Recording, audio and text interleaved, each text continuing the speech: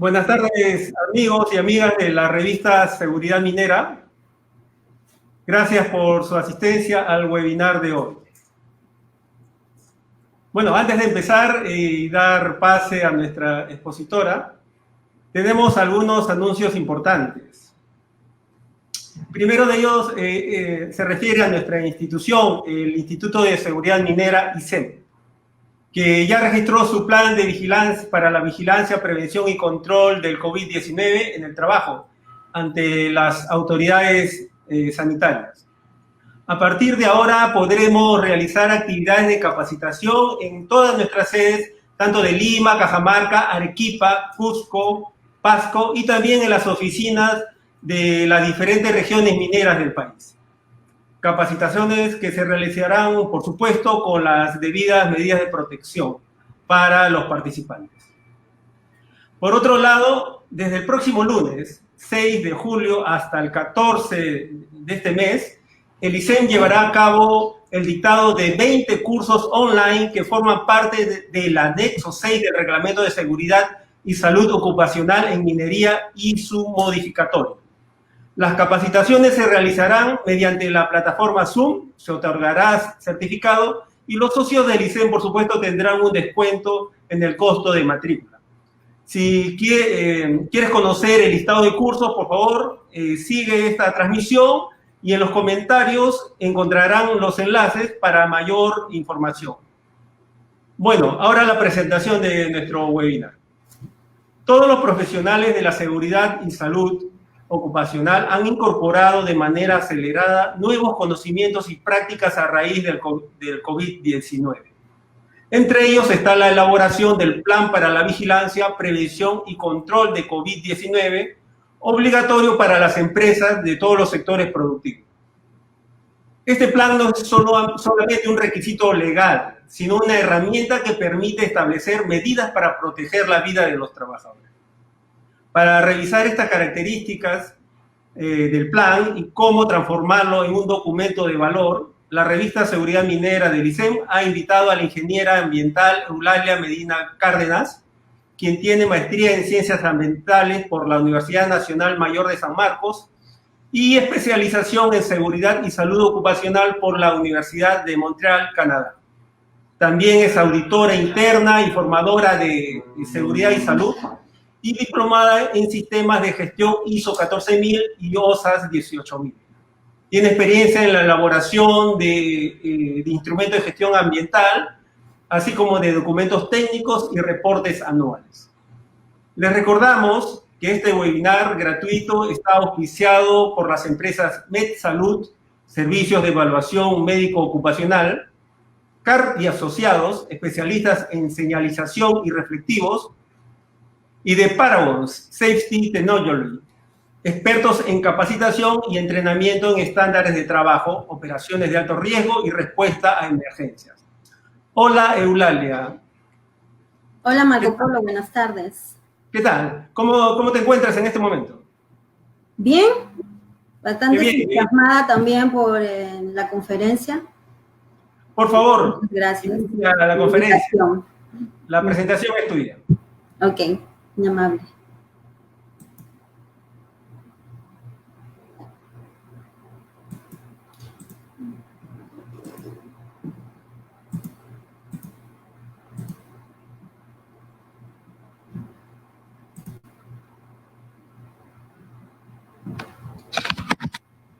Buenas tardes. El día de hoy vamos a iniciar con la conferencia titulada Plan para la Vigilancia, Prevención y Control de COVID-19 en el Trabajo. Básicamente las características y recomendaciones, tal como lo mencionó Marco Polo, pero los objetivos de aprendizaje del día de hoy que me gustaría abordar son básicamente 5.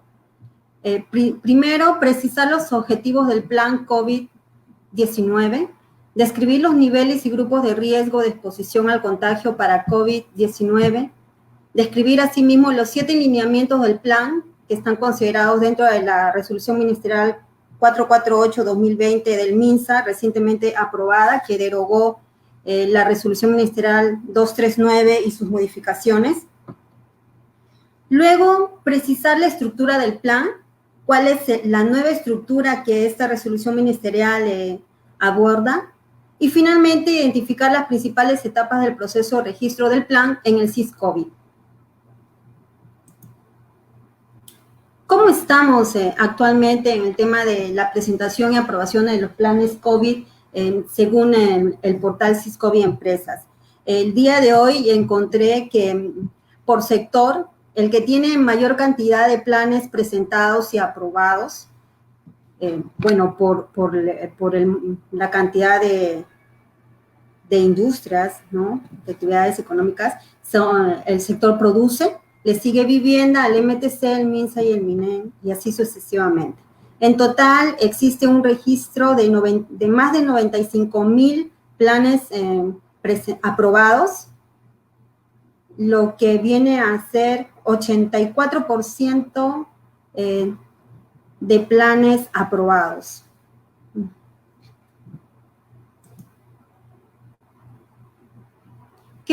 ¿Cuáles son los objetivos de estos lineamientos para la vigilancia, prevención y control de la salud en los trabajadores con riesgo de exposición al COVID-2019, según la resolución ministerial 448-2020 del MINSA? El principal objetivo, el objetivo general, es establecer los lineamientos para vigilar, prevenir y controlar la salud de nuestros trabajadores con riesgo de exposición al SARS-CoV-2 que provoca la enfermedad, el COVID-19. Entre los objetivos específicos, he podido rescatar dos principalmente, que son evitar la transmisibilidad de la COVID-19 y asimismo establecer los lineamientos para el regreso y la reincorporación al trabajo de nuestros colaboradores. De esta manera, el alcance que tiene esta resolución ministerial o el plan son dirigidos a las personas naturales y jurídicas que desarrollan actividades económicas a nivel nacional, nuestros servidores y funcionarios del sector público, asimismo como el personal que tiene un vínculo laboral y contractual en el sector público y privado según corresponda. Para mí, las características del plan debe de contar 5 variables importantes. Primero, que el plan tiene que ser único. Único, ¿por qué? Porque está destinado según a tu empresa, tu escenario actual, ¿no?, el factor humano, el grupo de trabajadores con los que cuenta. Cada actividad, cada empresa tiene su propio matiz, ¿no? Tiene que ser práctico, porque de una u otra manera, como está destinado a vigilar, prevenir y controlar la salud de tus colaboradores, necesitas que ellos tengan la facilidad de aplicar los lineamientos que la empresa y el profesional de salud, ¿no?, y así como su Comité de Seguridad y Salud del Trabajo, vienen abordando dentro del centro de trabajo. Tiene que ser accesible a todos, realizable, ¿no?, factible, y finalmente verificable. ¿Por qué verificable? Porque de una u otra manera el plan tiene carácter de declaración jurada, por tanto es materia de fiscalización y verificación.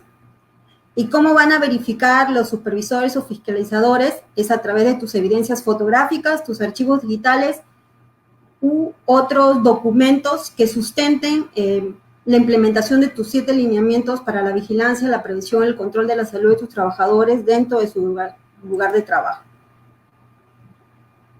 ¿Cuáles son las variables que definen el nivel de riesgo para los puestos de trabajo y que están considerados dentro de esta resolución ministerial?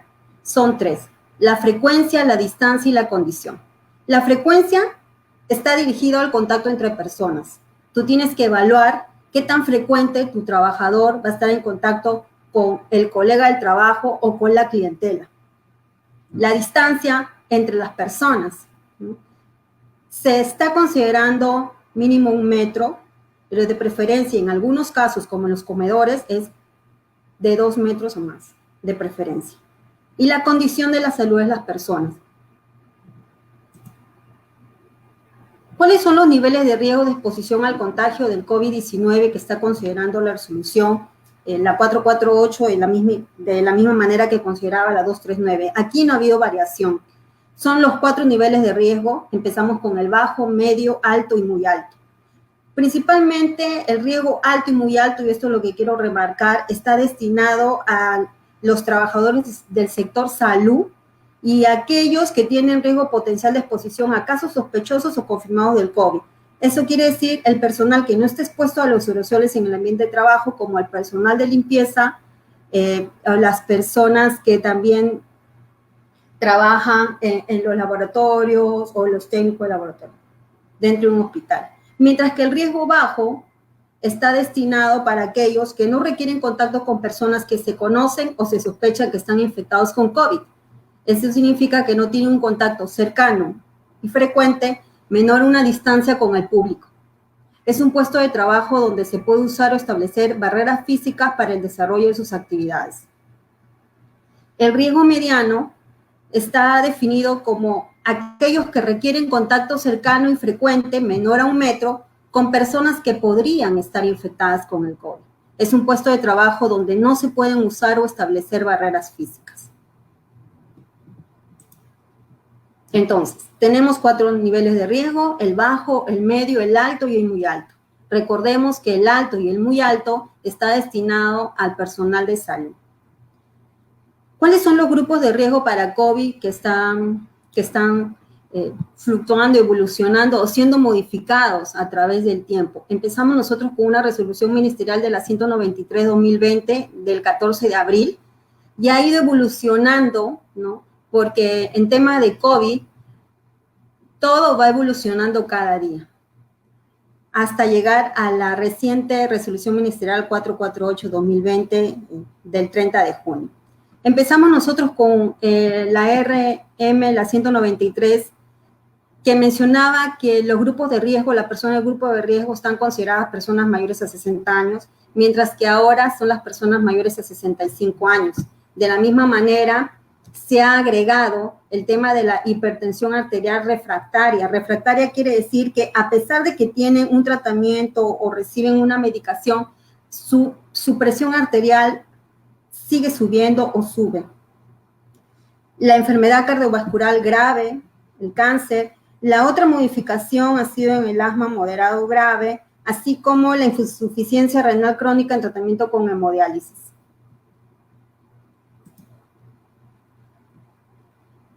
¿Para qué nos sirve las características del factor de riesgo a nuestros colaboradores o las personas que van al regreso del trabajo? Existe una declaración jurada de asunción de responsabilidad voluntaria que se dio según el artículo 8.3 del Decreto Supremo 083/2020 de la PCM y conforme al anexo de la resolución ministerial 099/2020 del Ministerio de Trabajo.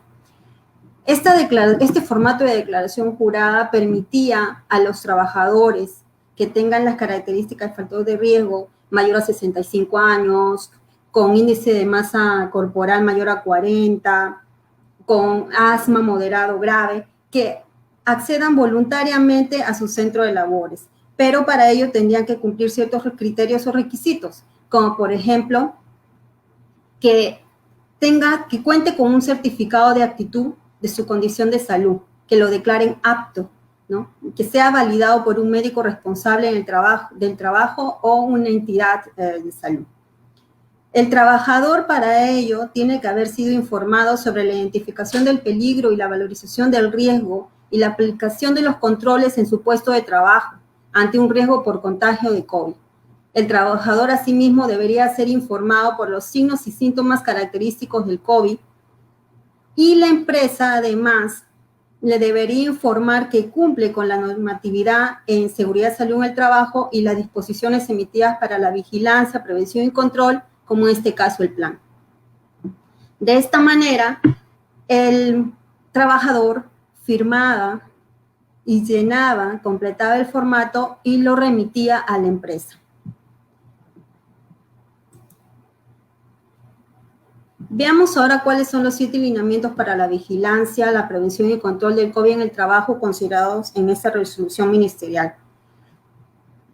Son 7 y empezamos con la limpieza y desinfección de los centros de trabajo. Este lineamiento lo que Su objetivo de este lineamiento es asegurar que las superficies estén limpias y libres de COVID. ¿Mediante qué? Mediante la limpieza y la desinfección. Asimismo, de verificar su cumplimiento. Para eso se podría elaborar un checklist que te permita a ti verificar si se cumple o no con esta limpieza y la desinfección, de la misma manera, en qué frecuencia y en dónde.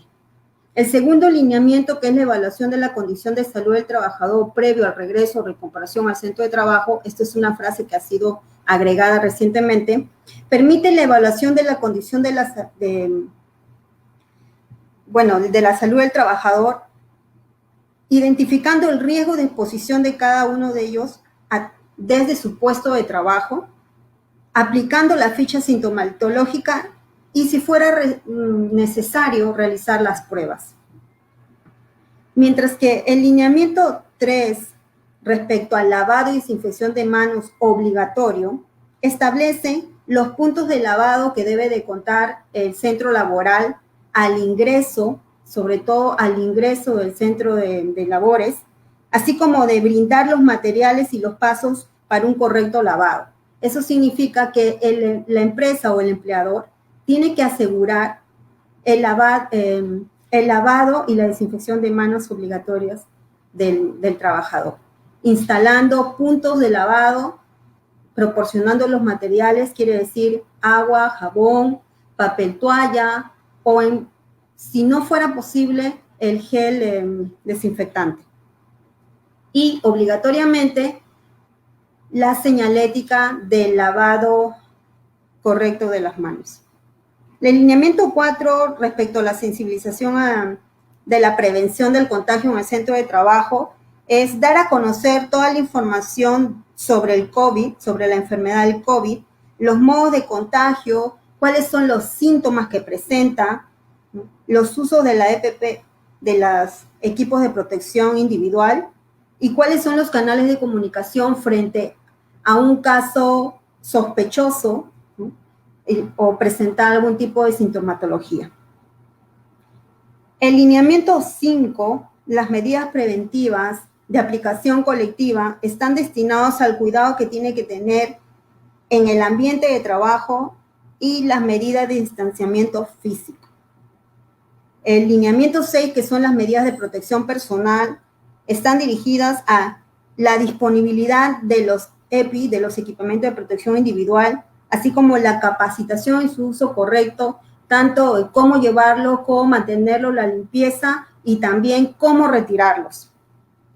Finalmente, el lineamiento 7, que es la vigilancia de la salud del trabajador en el contexto del COVID, aplica, ahí en este lineamiento se pretende aplicar los controles a los trabajadores. Si existen casos sospechosos, cuáles son las medidas preventivas y cómo se notifica ello. Respecto a las pruebas serológicas o moleculares para la vigilancia del COVID, según el lineamiento 2, en la resolución ministerial 448 se ha determinado que solamente las pruebas serológicas o moleculares serán obligatorias para aquellos que tengan el nivel de riesgo alto y muy alto. Para el nivel de riesgo de exposición bajo y moderado no es obligatorio, pero lo deja a discreción del profesional de salud, del Servicio de Seguridad y Salud en el Trabajo, de la Autoridad Nacional, o lo disponga así la Dirección de Salud Regional. El lineamiento 6 también ha tenido una pequeña modificación, que son las medidas de protección personal. Se han determinado que la mascarilla comunitaria, la de tela, está destinada para los ambientes de trabajo, por ejemplo, el personal administrativo, mientras que la mascarilla quirúrgica ya es para un riesgo de mediano exposición y de bajo, siempre y cuando necesiten algún tipo de precaución. Los respiradores N95, los equivalentes, son obligatorios para niveles de riesgo alto o muy alto. De la misma manera que la careta facial, que es incluida las gafas de protección, los guantes para protección biológica, el traje para protección biológica y la bota de protección biológica, principalmente destinados para el personal de salud, para los que tengan contacto directo con casos COVID.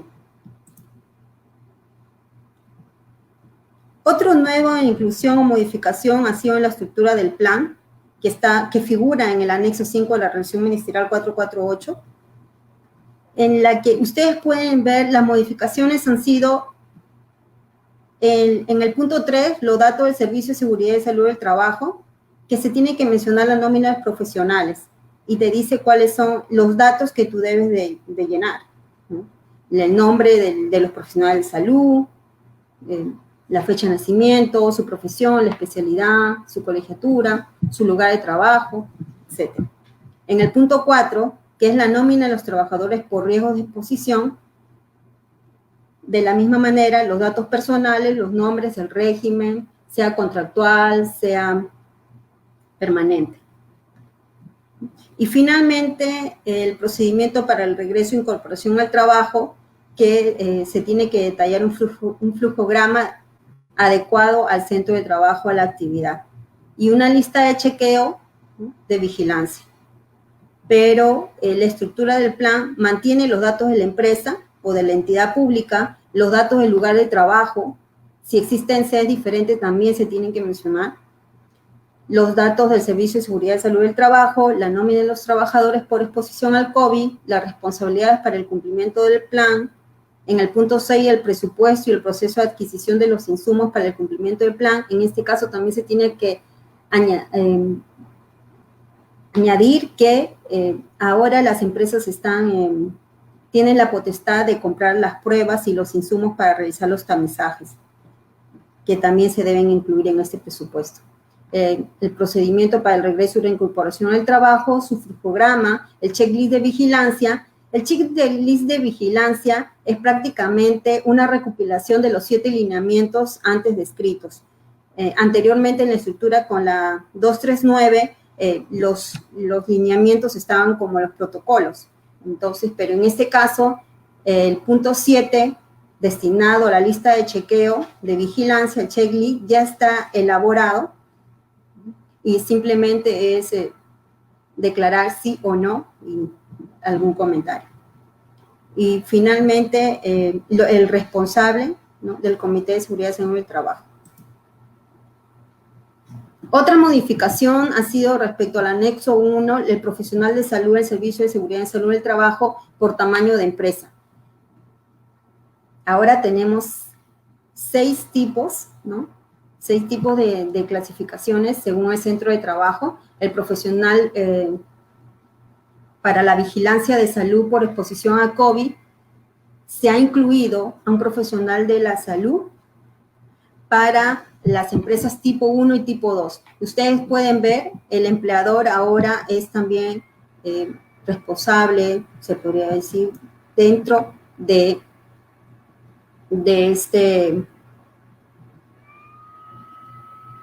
esta clasificación para los 6 tipos de centros de trabajo. El tipo 1 y el tipo 2 está destinado a los profesionales de salud siempre y cuando estén o no incluidos en el Decreto Supremo 003, que es la norma técnica del seguro complementario de trabajo de riesgo.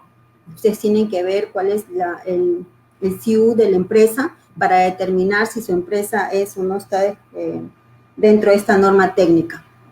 Si es el tipo 1 y no está incluido en este decreto supremo y tienes entre 5 a 20 trabajadores, es responsable el empleador y tiene la potestad de solicitar apoyo a un profesional de la salud para que te ayude a implementar tu plan de vigilancia, prevención y control. Si eres una empresa de tipo 2 menor a 20 trabajadores y estás incluido en el Decreto Supremo 003-128-SA, la norma técnica de la SCTR, entonces sí tienes que solicitar la consultoría de un profesional de la salud. Las características o los requisitos que debe cumplir estos profesionales de salud, tanto el licenciado de enfermería como el médico, están descritos en el anexo 1 de la resolución ministerial 448. Básicamente son profesionales que cuenten con capacitaciones en salud ocupacional, seguridad en el trabajo o gestión de riesgo de desastres y que le puedan implementar el plan de COVID en sus centros laborales. De la misma manera, para el tema de la enfermera, licenciada en enfermería o los médicos, son también muy específicas los requisitos para estos profesionales que tienen que contar no solamente con capacitación, sino también con experiencia en salud ocupacional,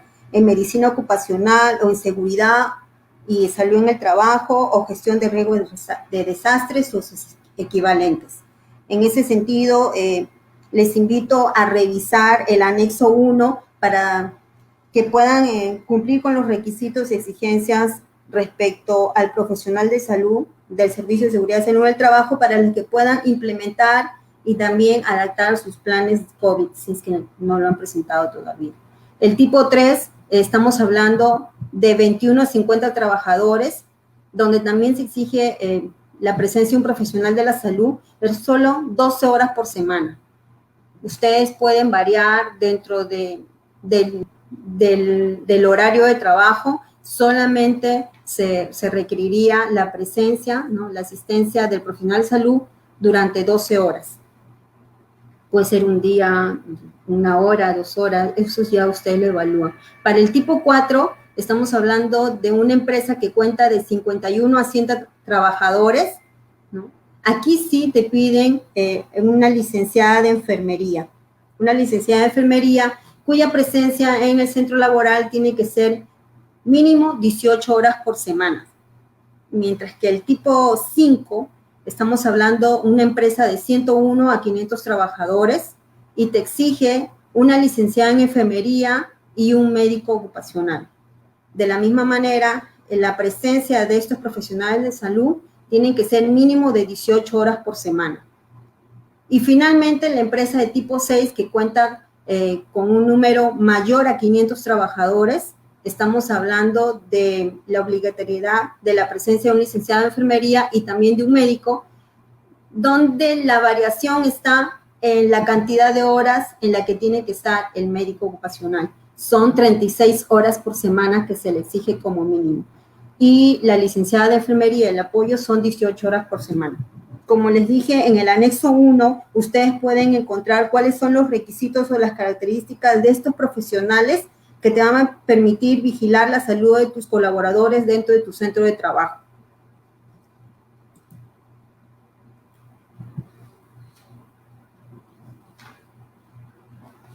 En el anexo 2 de esta resolución ministerial está descrita la ficha sintomatológica para el regreso al trabajo. Esta ficha sintomatológica tiene que ser llenada por el trabajador antes de su regreso al trabajo y puede ser enviada a través de medios digitales, ¿no?, en la cual le preguntan, ¿no?, los datos personales de la persona. Asimismo, le hacen unas preguntas cortas cuya respuesta es sí o no, en función de los últimos 14 días, ¿no?, si tuvo o no algunos síntomas, como por ejemplo, principalmente son los síntomas del COVID, que son la fiebre, el tos, el estornudo, dificultad para respirar, la expectoración, el contacto con personas que han tenido COVID, ¿no?, o si están tomando alguna medicación. Esto es firmado por el empleado y se le remite a la empresa. Esta es otra modificación, la que le mencioné, es la lista de chequeo COVID-19 que figura en el anexo 4 de la resolución ministerial 448, que se empleará para vigilar el riesgo de exposición al SARS-CoV-2 en el lugar de trabajo. Esta lista de chequeo, como ustedes pueden ver, prácticamente son los 7 lineamientos que debe contar para la vigilancia y la salud de los trabajadores en el centro de trabajo. Se detallan, por ejemplo, la limpieza en el centro de labores, la desinfección, la evaluación de la condición de la salud, y simplemente ustedes van a seleccionar con respuesta sí o no. Y si tienen algún detalle o alguna medida a corregir o mejorar, entonces en esta columna lo deben de reescribir. Para los casos sospechosos, te dice si aplicaste o no la ficha epidemiológica. Prácticamente te están diciendo si es que has cumplido o no con el programa de informar, ¿no?, de informar el caso sospechoso y darle seguimiento. El seguimiento va también esa discreción del profesional de salud, del Servicio de Seguridad de Salud en el trabajo de tu centro de labores. Además, la identificación de los contactos en casos sospechosos. Las medidas de higiene, ¿no? Si se aseguran o no los puntos de lavado que le mencioné, si cuentan con agua potable, si tienen el jabón líquido o el jabón desinfectante, si no es posible un punto de agua, papel toalla y asimismo con la señalética, ¿no? Los afiches en los que te dicen que es obligatorio lavarte las manos, que se deben de ubicar dónde, con qué frecuencia, ¿no? Y si los trabajadores tienen o no la información. Luego, la sensibilización de la prevención del contacto en el centro de trabajo, ¿no? Te preguntan si es que difundes o no la información sobre el coronavirus, ¿no?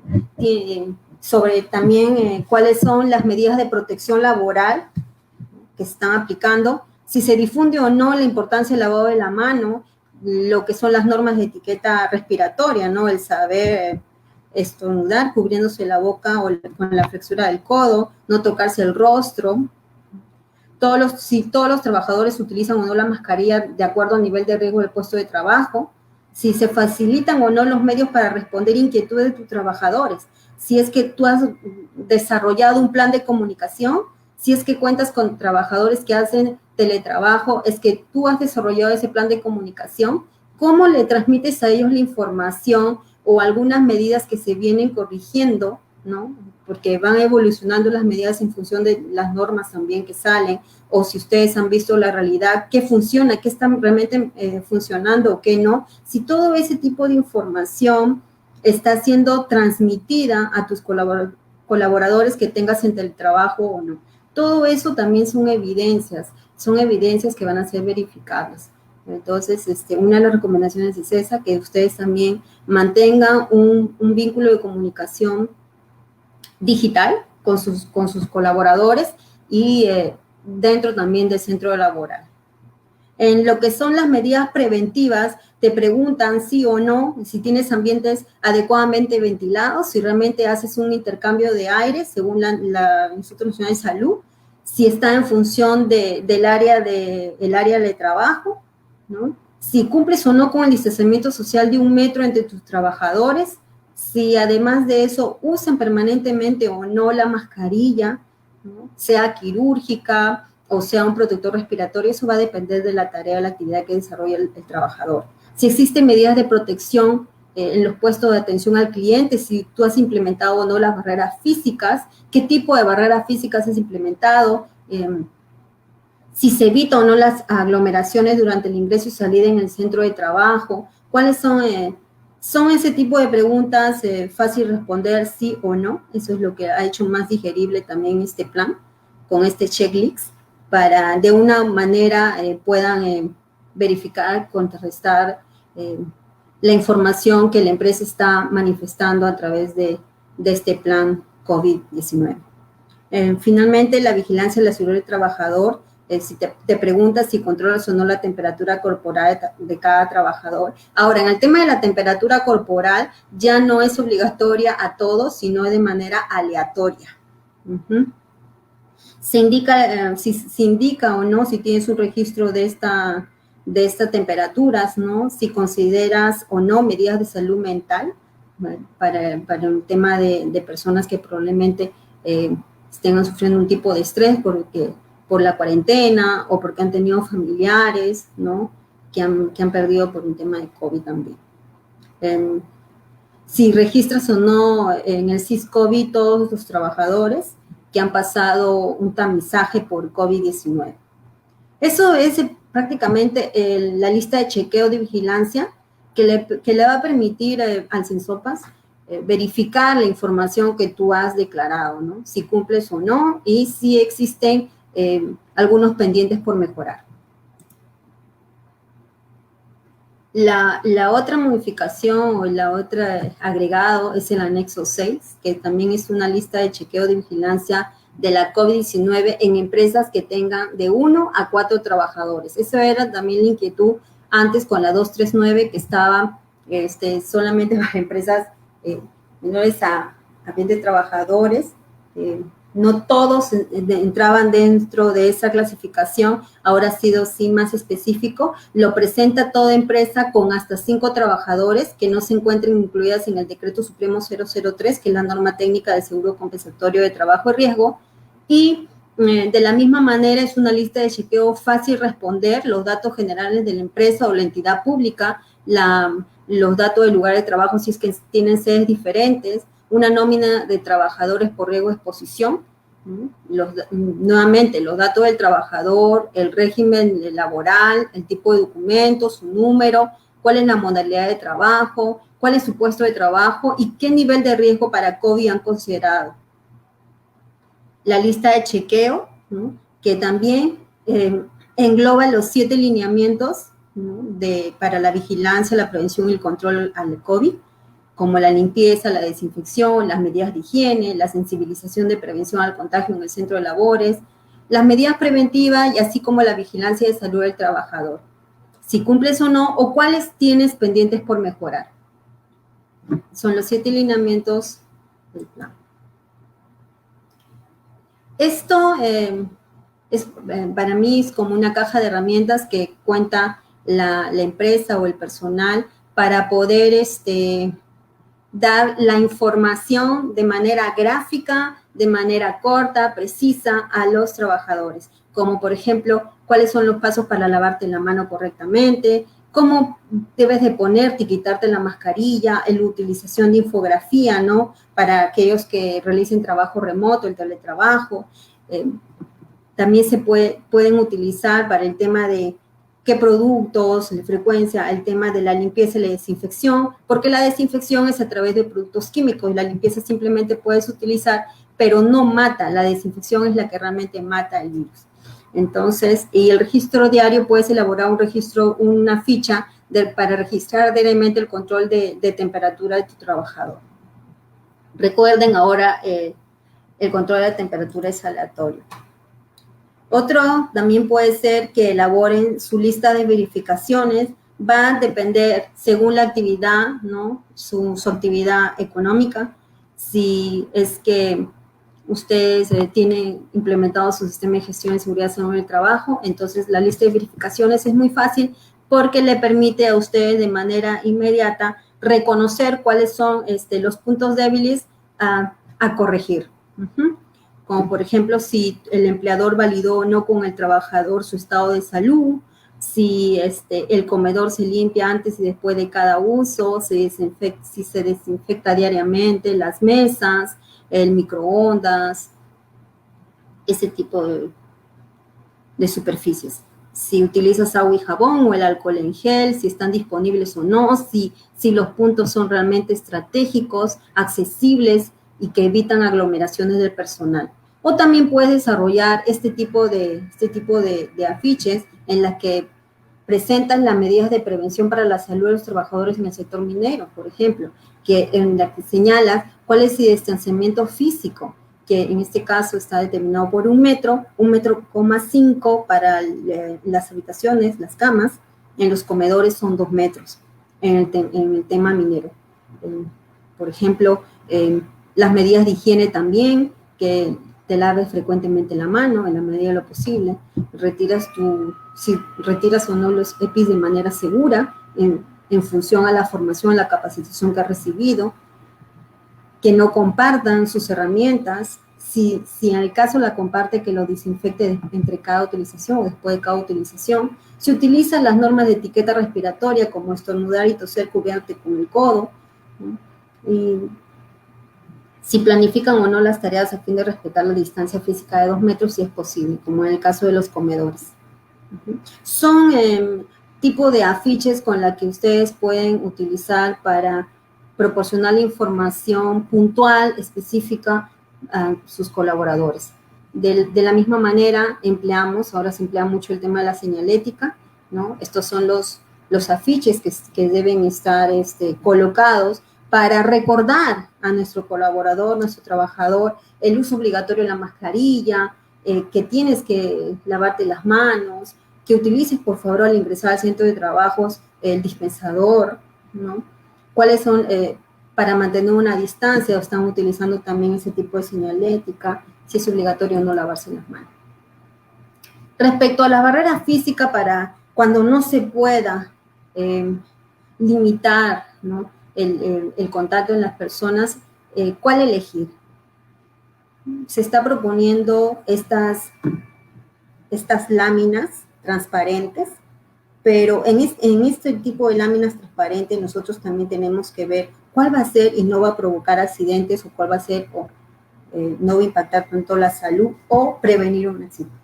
En este caso, nosotros hablamos del acrílico, el policarbonato. El acrílico es lo que muchos están utilizando porque es de menor costo. Resiste 17 meses más al impacto que el vidrio, mientras que el policarbonato es 250 veces más resistente. Eso significa que prácticamente es irrompible. Para el tema de la transparencia, los dos nos dan un porcentaje de transparencia ideal entre el 90 y 92%. La durabilidad, el acrílico es sensible a los químicos, y si nosotros vamos a desinfectar con productos químicos, nos convendría mejor utilizar un policarbonato, porque este sí es resistente a los químicos. En lo que es flexibilidad, maleabilidad, el acrílico se puede usar hasta 87 grados, mientras que el policarbonato es más flexible. Hasta en 115 grados nosotros podemos utilizarlo, podemos moldear. Aquí están algún tipo de ejemplos que están utilizando las empresas, como la empresa de transporte, una suerte de film, los centros de trabajo en medios administrativos, ¿no? Estas son unas láminas para separar o asegurar el distanciamiento físico entre nuestros colaboradores. Y de la misma manera, en el transporte público, nosotros podemos utilizar una lámina para proteger, ¿no?, y guardar la distancia física entre el chofer y el usuario.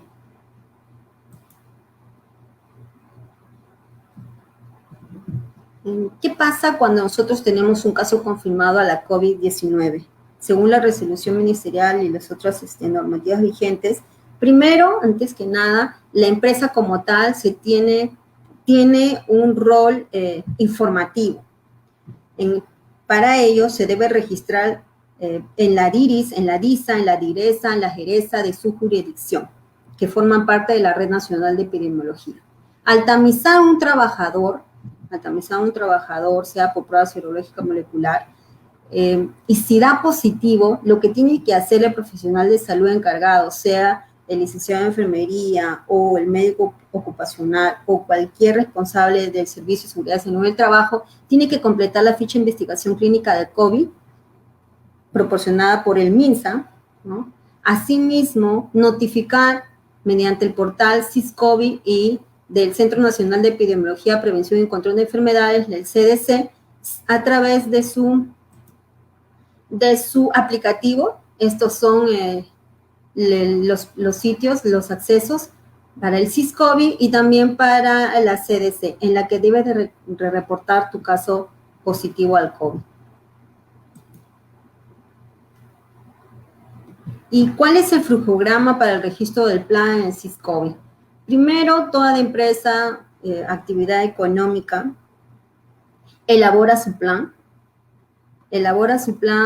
y el Comité de Seguridad y Salud del Trabajo, su supervisor o el profesional de Servicio de Salud del Trabajo aprueban conjuntamente, previa evaluación y análisis, el plan en un periodo máximo de 48 horas. Después de eso, ¿no?, lo van a cargar en el sitio web saludtrabajo.minsa.gov.pe, que es del SIS-COVID Empresas, en la cual se hace un registro digital y automático, que ahora son 23 pasos, antes eran 24, ahora solamente figuran 23. Realmente es muy rápido, es simplemente hacer un check, si cuentas o no. Si, por ejemplo, cuentas con un sistema de gestión y seguridad y salud del trabajo, te van a pedir tu política, te van a pedir tus objetivos, ¿no? Te van a pedir toda la información que forma parte de un sistema de gestión de seguridad y salud del trabajo. Y prácticamente los 23 pasos son los lineamientos que antes ya descritos, y la información tienes que cargar el archivo Excel de la nómina de tus trabajadores cómo has evaluado según el nivel de riesgo, cómo has evaluado por puesto de trabajo. Y finalmente, este plan, luego de haber sido registrado, ¿no?, en el sitio web SISCOBI Empresas, va a ser verificado, fiscalizado por el CENSOPAS, que gracias a la resolución ministerial 377 se le dio esa potestad. Pero sin embargo, a pesar de que ya contamos con planes y estructuras, los lineamientos, nosotros encontramos aún que a pesar de eso, existen ciertos sectores, ¿no?, que no está funcionando o algo pasa. Por ejemplo, nosotros tenemos el sistema de transporte público. Esta es la realidad, ¿no? Probablemente eso también tenemos que evaluar, porque probablemente nuestros colaboradores, nuestros trabajadores pueden utilizar este sistema de transporte público, pero sin guardar o garantizar las medidas de prevención. Entonces, para el análisis de nuestro plan tenemos que ver, evaluar cuáles son esos factores externos con los que vienen nuestros colaboradores y cómo nosotros podemos prevenir dentro de nuestro centro de trabajo, ¿no? Por ejemplo, los casos COVID que se han encontrado en las unidades mineras. Las unidades mineras tienen la mayoría de su sistema de gestión de seguridad y salud de trabajo. Ustedes han visto, hay planes aprobados, planes presentados y aún así se encuentran contagios por COVID. Eso significa que nosotros tenemos que tener o dar una atención a nuestro plan, a nuestro lineamiento, cuáles son las medidas que están por mejorar o por corregir. Para las recomendaciones, yo he tomado del Instituto Nacional de Salud Pública de Quebec la jerarquía de las medidas de control frente a la COVID-19. La jerarquía de las medidas de control están en función de la eficacia, ¿no?, de la eficacia de estas medidas de prevención y protección en el lugar de trabajo, de la salud de nuestros trabajadores a la enfermedad del COVID-19. Estas medidas se añaden con otras para que combinadas aumenten la protección de nuestros trabajadores. Por eso les digo, nuestros trabajadores es en el ámbito laboral, pero también tenemos que ver de una u otra manera la parte externa. Si se guarda o no, cuál es el transporte que utilizan, si en el hogar, ¿no?, cuáles son, si existe un factor de riesgo o no. Dentro de la jerarquía para las medidas de control, nosotros tenemos que empezar con una minimización de contacto más un distanciamiento físico. Estos dos principios son los que realmente están resultando para un tema de evitar el contagio por COVID. Son medidas más eficaces. En ese caso, nosotros podemos resaltar que es preferible optar por el teletrabajo si es posible, de guardar equipos pequeños de trabajadores, equipos de trabajo pequeños y que estos se mantengan estables, que sean el mismo grupo de personas que trabajan. Conservar, ¿no?, los mismos trabajadores en esos mismos puestos y esos mismos lugares de trabajo. Reducir el número de personas en el centro de trabajo, ¿no? Eso significa que podemos nosotros o no ajustar los horarios. Puede ser interdiario o puede ser no toda la jornada laboral, sino solamente, por ejemplo, el 75% de la jornada laboral, estamos hablando en tiempo. Y de mantener 2 metros a más de distancia, en la medida de lo posible. Pero si no podemos nosotros optar por estas medidas, y si nosotros tenemos nuestros trabajadores probablemente con menos de 2 metros de contacto hacia otros o que tienen que permanecer más de 15 minutos juntos, nosotros en este tipo de condiciones de criterio, lo que nosotros vamos a tener por optar es las barreras físicas y los equipos de protección individual. La barrera física es para proteger a nuestro trabajador que tenga a menos de 2 metros. Por ejemplo, los cajeros o en el centro de supermercado, ¿no? En las farmacias también, el chofer del autobús, el chofer que transporta a nuestro personal, en el taxi. Para eso están empleando las barreras físicas, que ya les mencioné que puede ser acrílico o policarbonato, pero ya se sabe cuál es, por sus características físicas y químicas, cuál es el mejor o el más apropiado. Eso está a criterio de la empresa. Y cuando utilizamos los equipos de protección individual, es según la situación y el contexto de trabajo para proteger al trabajador al COVID-19 mediante los EPIs apropiados e impartir la formación sobre la manera correcta de llevarlos, mantenerlos y retirarlos. Estamos hablando principalmente de lo que incluso se menciona en el anexo 6 de esta resolución ministerial, la mascarilla, la careta facial, los guantes, las gafas de protección, el traje, la bota de protección biológica. Y para otros factores de riesgo o actividades de alto riesgo que consideren ustedes luego de su IPRC, de su identificación de peligros y evaluación de riesgos y medidas correctivas, ustedes pueden determinar el uso o no de un equipo de protección respiratoria frente a sus actividades de alto riesgo. Entonces, hay que privilegiar la minimización de contactos y el distanciamiento físico, porque si no existe un distanciamiento físico o el menor tiempo de frecuencia y contacto entre personas o entre colegas de trabajo, lamentablemente la propagación del COVID o la prevención de la enfermedad no va a ser muy sostenible.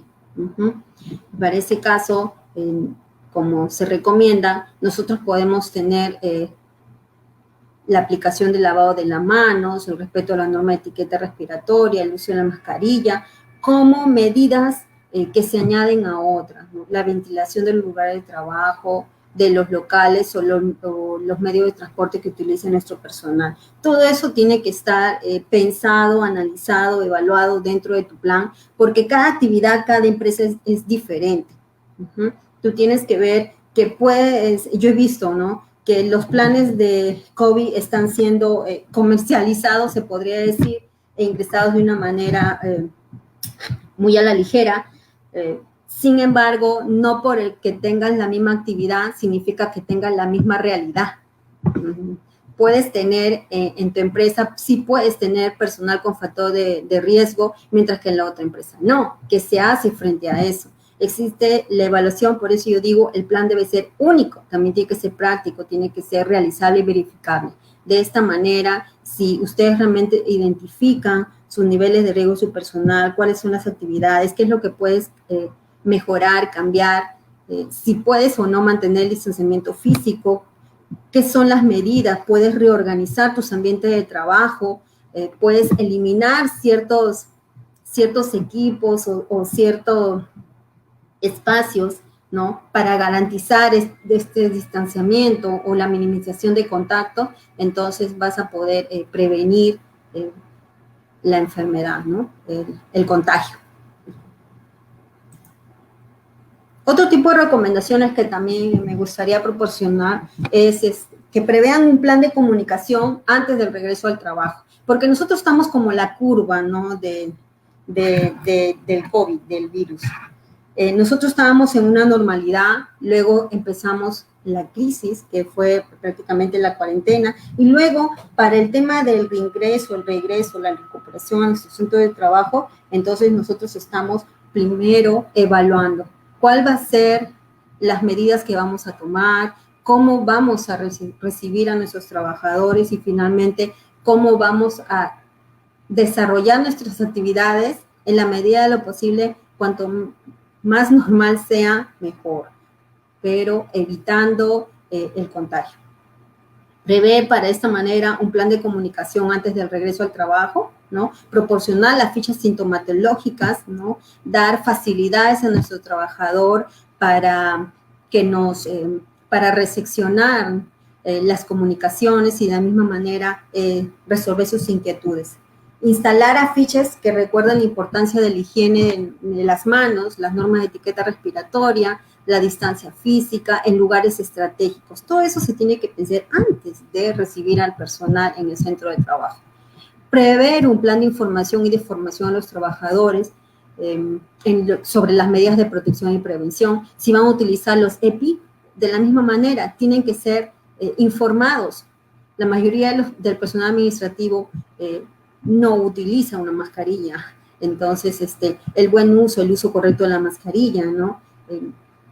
La limpieza y desinfección de sus ambientes de trabajo, proporcionarles, le podemos proporcionar también un kit de limpieza y desinfección para ellos mismos, para su teclado, para su mouse, para su teléfono, para su escritorio. Si es que lo tienen que hacer ellos o tú vas a contratar a un personal, vas a terciarizar la limpieza y desinfección de tus ambientes después de cada jornada laboral, ¿cómo va a ser? Todo eso se tiene que pensar y evaluar en el plan, ¿no? Manteniendo los 7 lineamientos que describe la resolución ministerial 448.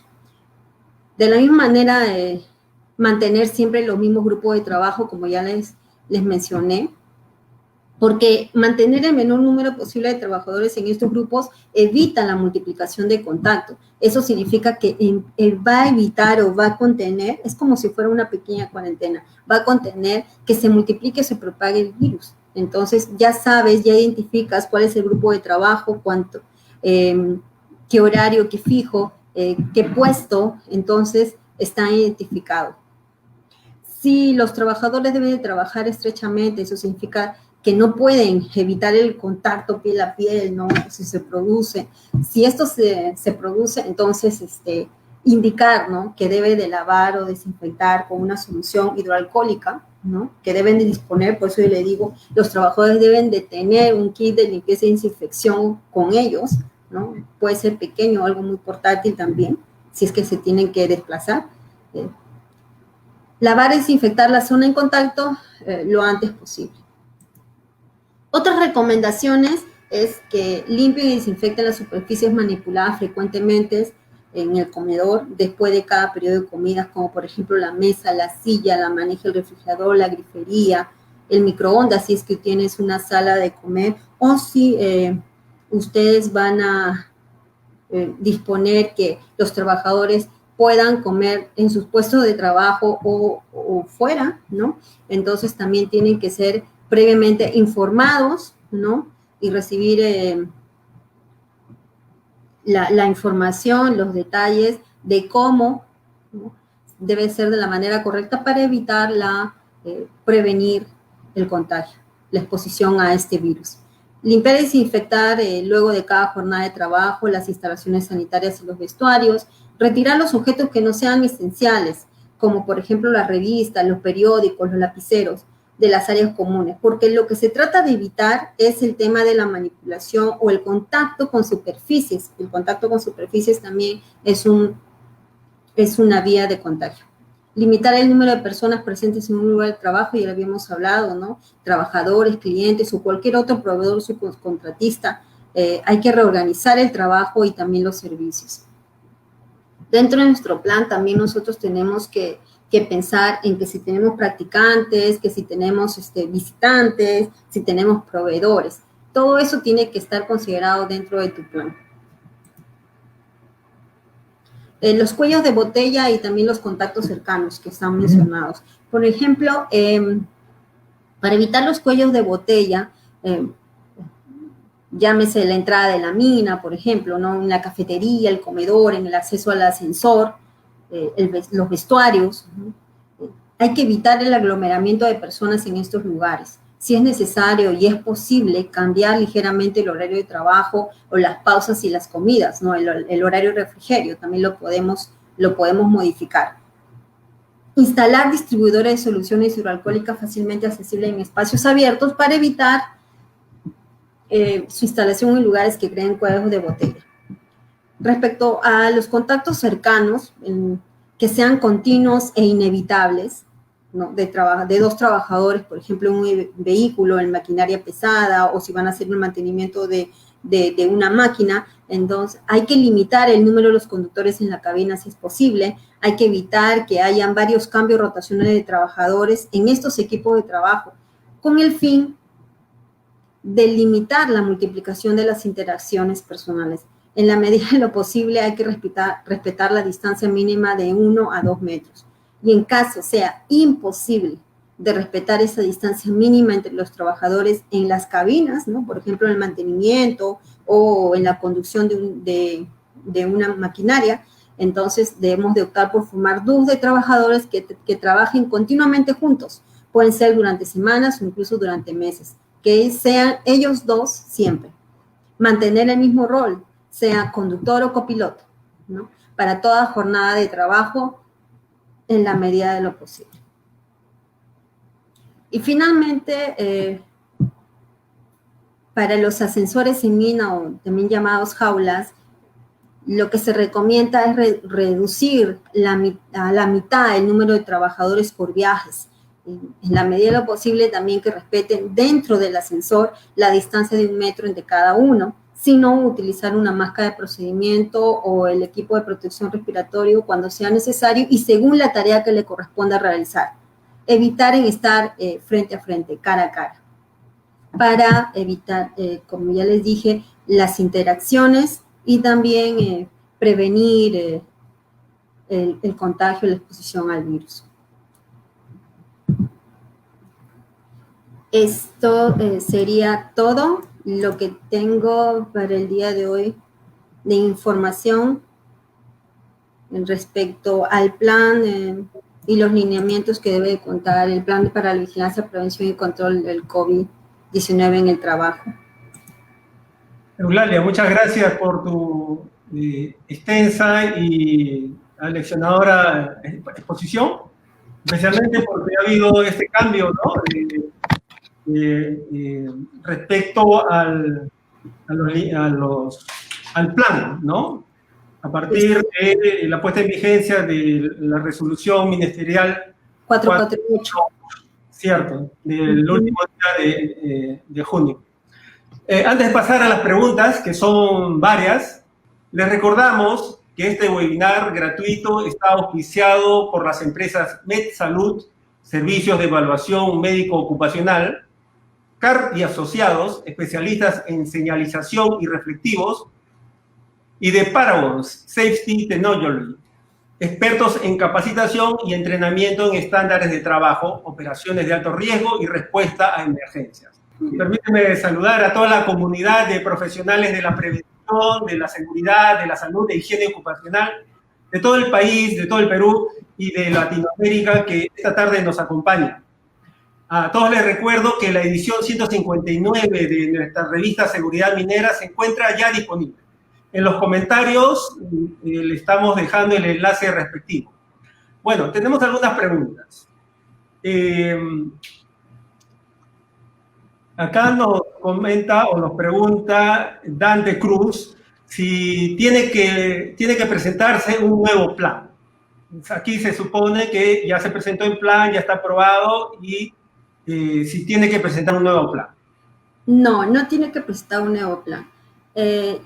Si es que existe algún cambio en actividad o estás agregando, modificando parte de tu actividad, ¿no? Tu actividad económica, en ese momento sí debes de presentar un plan. Antes, por ejemplo, se pedía que los planes sean actualizados mensualmente. En este caso ya no. La acotación es siempre y cuando existe una modificación de tu actividad. En ese caso es cuando tienes que presentar un plan.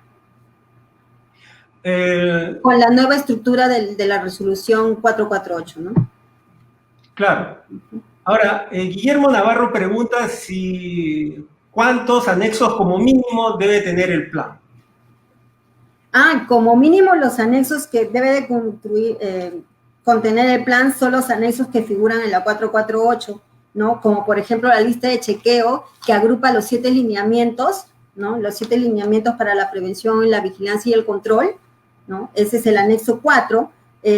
También el anexo 3, con lo que respecta a las medidas de protección que tú vas a utilizar, cuál es la que estás identificado para tu sector, para tu actividad. Vas a usar mascarillas, qué tipo de mascarillas.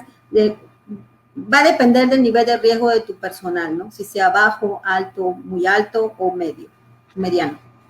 Sí, José Sánchez, Delcy, Juliana y Julio Vera coinciden en una pregunta. Si las personas naturales con negocio también están considerados en la presentación del plan de vigilancia. En la resolución ministerial contempla de que aquella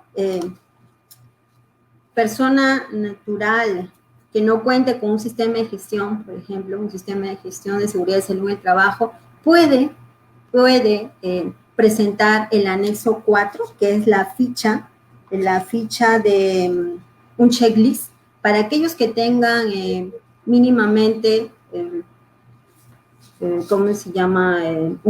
La estructura del plan, ¿no? Pueden presentarlo incluso para aquellos que tengan 1 o 4 trabajadores, presentan ese anexo. Es también, consideran una pequeña lista de chequeo de los 7 lineamientos, los datos de la empresa y la nómina del personal.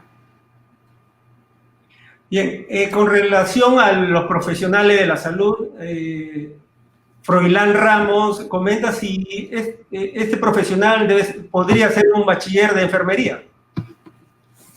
Para el licenciado en enfermería que corresponde a los centros de trabajo tipo 4, tipo 5 y tipo 6, según la norma menciona que tiene que contar con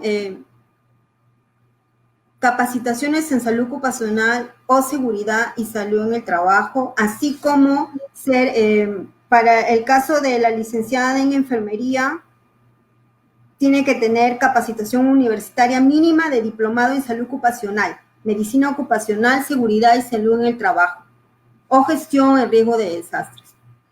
Bueno, en todo caso es un profesional en egresado, un egresado. Uh-huh. No, pero, perdón, ahí disculpa, Eulalia, la precisión es que es un licenciado o es un bachiller, podría ser un bachiller. ¿Qué dice la norma al respecto, por favor? Sí, la norma dice como mínimo tiene que ser egresado, no. Como mínimo tiene que tener capacitación y experiencia en salud ocupacional. Si es licenciado significa que estás titulado. Claro. Tenemos otra pregunta. Si presentan el anexo del checklist, implícitamente tendrían que implementar algunos procedimientos.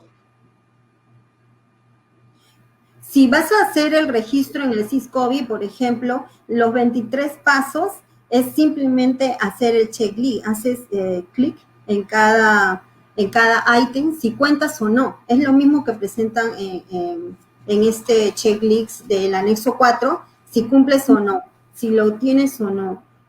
Si tú quieres agregar a un protocolo, lo podrías hacer, pero según el registro SIS-COVID, es simplemente haciendo un check en cada pregunta que se detalla, ¿no? De la lista de chequeo. El participante Aldo Raúl pregunta si se requiere llevar a reunión de comité de seguridad y salud este nuevo plan, puesto que hay modificatorias. Para todas aquellas empresas que cuentan con un sistema de gestión de seguridad y salud del trabajo, y dada las circunstancias, dado el contexto del COVID-19, creo que sí tienen que constantemente estar evaluando, verificando, ¿no? Revisando también las normas y si existe alguna modificación o medida a mejorar, creo que sí es conveniente de que se reúna el comité. Además, el comité debe de presentar evidencia, ¿no? De que ha habido reuniones de trabajo. Si existe, como les mencioné, alguna actividad que hayas modificado dentro de tu empresa, entonces tienes que presentar un nuevo plan. Si tú consideras necesario, por ejemplo, incluir una medida a mejorar, no necesitas presentar un nuevo plan, pero las reuniones del Comité en Seguridad y Salud del Trabajo sí son necesarias, porque el contexto del COVID va evolucionando día a día. Incluso las recomendaciones son hasta el conocimiento de hoy. Pero, por ejemplo, si ustedes ven el plan está dirigido únicamente para evaluar o para determinar la sintomatología. Estamos hablando que está dirigido a los casos sintomáticos, ¿no? Pero ¿qué pasa con las personas asintomáticas? Las personas asintomáticas son realmente las que están también contagiando. Y si vemos dentro de todo lo que es el plan, no se habla nada de los casos asintomáticos. Entonces, eso, por ejemplo, es algo que sí nosotros podemos evaluar, analizar como empresa. ¿Qué hacemos si tenemos casos asintomáticos? ¿Estás considerando realmente dentro de tu matriz de riesgo? O sea, tenemos los que presentan síntomas, porque se ve la fiebre, ¿no? Tienes una medición de fiebre y todo eso. Pero para los asintomáticos, que son los que están contagiando, ¿cómo puedes evitar o cómo puedes prevenir el contagio, la exposición de tus otros colaboradores a causa de la presencia de los asintomáticos? Tenemos algunas preguntas más. La verdad que hay varios comentarios. Yo te pediría, Eulalia, darte un poco de tiempo y de repente, una vez terminada el webinar, responderlos en el mismo chat del evento, ¿no? Okay. Luis Maldonado pregunta si en esta nueva estructura del plan se debe describir los lineamientos de vigilancia o solo se debe adjuntar el anexo 4. Para el registro he visto que se está haciendo el checklist, pero sí te pide una breve descripción de la empresa. Entonces, tú tienes ahí un campo en la que tú puedes hacer la descripción de estos 7 lineamientos, igual como de tu actividad económica, dentro de este campo del espacio que te da el portal del SISCOBI. En el caso, sí. En el caso de una empresa que tenga varias sucursales, varias oficinas, varias sedes a lo largo del país, o de repente en la misma ciudad, pero en distritos o localidades diferentes, ¿no? Canayo Jada pregunta, si una empresa que tenga 2 unidades presenta un solo plan o, o por cada unidad un plan. No, se presenta solo un plan. Cuando entras en el portal web SISCOBI Empresa, sí hay un campo en la que te permite colocar el ubigeo, la ubicación de las 2 empresas.